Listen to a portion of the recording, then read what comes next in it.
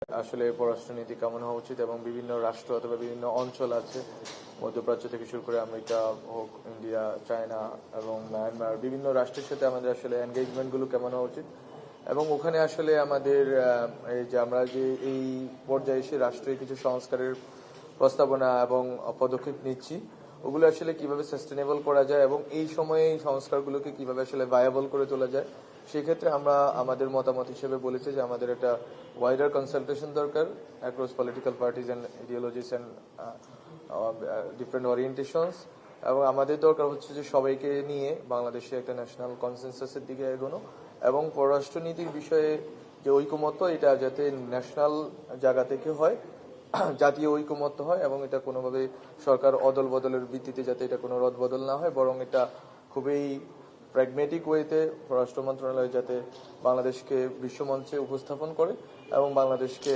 একটি মর্যাদাময় জায়গা হিসেবে যাতে সারা দুনিয়ার কাছে উপস্থাপন করতে পারে। এই জন্য বিভিন্ন পদক্ষেপ নিয়েও আমরা আলোচনা করেছি, বিশেষ করে পাবলিক ডিপ্লোমেসি এবং বাংলাদেশের সফট পাওয়ার কিভাবে হচ্ছে যে এক্সার্ট করা যায় বাইরের দেশগুলোতে এবং কিভাবে আমরা বাংলাদেশকে তুলে ধরতে পারি।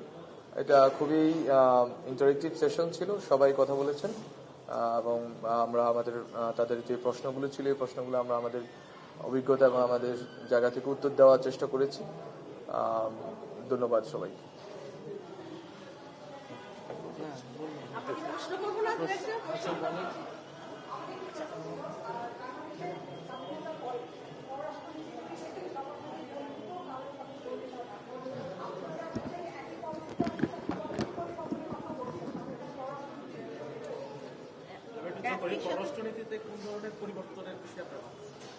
পররাষ্ট্রনীতিতে যেটা হচ্ছে যেটা বলছেন ফ্রেন্ডশিপ টু অল ম্যালাস্টনান, সেটা হচ্ছে যে আমাদের একটা মোটো আকারে ছিল, এটা খুব বেশি পরিবর্তন হয় নাই, বরং আমরা যেটা চাই যে একটা প্র্যাগমেটিক রিলেশনশিপ থাকুক সবগুলো রাষ্ট্রের সাথে, যেটা প্র্যাগমেটিজম, এখানে কোনো অ্যাডভেঞ্চারিজম অথবা হটকারিতার জায়গা নেই।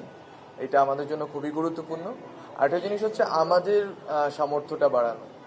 পররাষ্ট্র মন্ত্রণালয়ের যেটা আগে যেই অবস্থা ছিল এটা দলীয়করণ হয়ে গিয়েছিল এবং বিভিন্ন দলের অথবা বিভিন্ন কাল্টের রিপ্রেজেন্টেশনটাই মুখ্য হয়ে উঠেছিল, কিন্তু আমরা চাই যে পররাষ্ট্র মন্ত্রণালয় বাংলাদেশকে রিপ্রেজেন্ট করুক, নট কোনো দল অথবা কোনো কাল্ট, বরং বাংলাদেশকে রিপ্রেজেন্ট করুক। এটাই হচ্ছে আমাদের জন্য এখনকার বড় লিপ ফরওয়ার্ড, এখানে আমরা থাকতে চাই এবং ওখানে বাংলাদেশকে সামনে রাখার ক্ষেত্রে সব রাজনৈতিক দলগুলো এবং সব আমাদের যারা স্টেক হোল্ডার আছে সবার ঐকমত্য চাই আমরা। এটাই হচ্ছে আমাদের আউটলুক এখনকার। উপদেষ্টা আর একটা প্রশ্ন, সেটা হচ্ছে যে কিছু কিছু দেশের সাথে আমাদের সম্পর্ক কিছুটা স্পর্শকাতর, এটা গোপন করার কোনো বিষয় নাই। সেই স্পর্শকাতর দেশগুলোর সম্পর্কে আসলে, এবং আমরা জানি যে আমাদের দেশে পাবলিক সেন্টিমেন্টও তাদের বিরুদ্ধে আছে, সেই সব দেশের বিরুদ্ধে কখনো কখনো পক্ষেও আছে বিপক্ষেও আছে। সেই সব দেশ নিয়ে কোনো কথা হলো কিনা, এবং সে যে দেশে আমাদের সাবেক প্রধানমন্ত্রী লুকিয়ে আছেন এখনো, সেখানে চলে গেছেন, সেই দেশ নিয়ে কোনো আলোচনা বা সেই বিষয়ে আপনাদের কোনো অবজারভেশন আছে কিনা? আমাদের অবজারভেশনের বিষয় হচ্ছে যে এটা একটা পলিটিক্যাল ডিসিশন ওনারা নিয়েছেন যে ওনাকে ফেরত দেবেন না, বা এটা আমরা শুনতে পাচ্ছি, কিন্তু রাষ্ট্রের জায়গা থেকে আমাদের যেটা দরকার সেটা আমি যেটা বলছি, আমি একটা কথা বলেছি, সেটা হচ্ছে প্র্যাগমেটিজম দরকার। কোনো রকম হটকারিতা আমরা করতে পারি না। আমাদের রাষ্ট্রের সার্বভৌমত্ব, আমাদের জাতীয় নিরাপত্তা এবং আমাদের অখণ্ডতা, এটা হচ্ছে আমাদের national integrity, national security and sovereignty. এই জিনিসগুলো হচ্ছে আমাদের জন্য প্রাইম। আমরা আমাদের জায়গায় কিভাবে আমাদের শক্তি বৃদ্ধি করা যায় ওইদিকে মনোযোগ দিতে চাই। কোন রাষ্ট্র কি করলো সেটার চেয়ে গুরুত্বপূর্ণ হচ্ছে আমাদের সক্ষমতাটা বাড়ানো এবং ওইখান থেকে বার্গেনিং পাওয়ারটা বাড়ানো। বাংলাদেশ যদি নিজের সক্ষমতা বাড়াইতে পারে তাহলে বাংলাদেশের বার্গেনিং পাওয়ার বাড়বে ইন্টারন্যাশনাল অ্যারেনাতে এবং ওইটা আমাদের জনগণকে উপকৃত করবে। একটা প্রশ্ন হচ্ছে যে গেল সরকার কি ধরনের হটকারী ডিসিশন নিয়েছিল সেগুলো পর্যালোচনা করবেন কিনা, এক। আর দুই হচ্ছে 8 আগস্টের পরে আপনাদের সরকারও কূটনীতির ক্ষেত্রে কোথাও কোথাও প্রকাশ্যে বা অপ্রকাশ্যে কোনো হটকারী সিদ্ধান্ত নিয়েছেন বলে আপনারা মনে করেন কিনা? যদি গত সরকার হটকারিতা চেয়ে যেটা বেশি করেছে সেটা হচ্ছে যে এক ধরনের নতজানু একটা পররাষ্ট্রনীতি তারা নিয়েছে।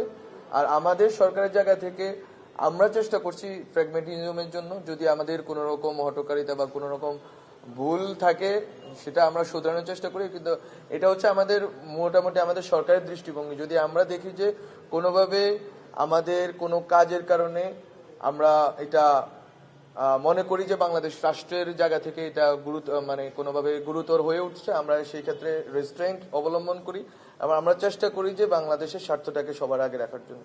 সুতরাং এখানে কোনো হটকারিতার অবস্থান আর নেই। ধন্যবাদ সবাইকে। প্লিজ।